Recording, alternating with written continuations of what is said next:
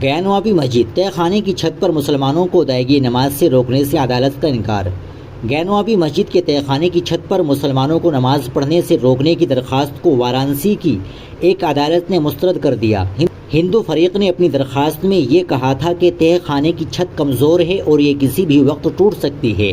ہندو فریق نے عدالت میں دلیل دی کہ اگر بڑی تعداد میں مسلم افراد ویاس جی کے تہہ خانے کی چھت پر نماز ادا کرتے رہیں گے تو اس بات کا قوی امکان رہے گا کہ چھت منہدم ہو جائے گی اور یہ جان لیوا بھی ہو سکتا ہے، لہٰذا مناسب ہوگا کہ مسلم طبقے کے وہاں نماز پڑھنے پر روک ہی لگا دی جائے۔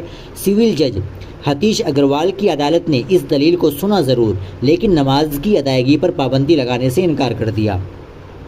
عدالت کے ذریعے عرضی خارج کیے جانے پر ہندو فریق نے مایوسی کا اظہار کیا ہے اور درخواست مسترد ہونے پر مایوسی ظاہر کرتے ہوئے اس فیصلے کے خلاف ضلع عدالت سے رجوع ہونے کا فیصلہ کیا ہے۔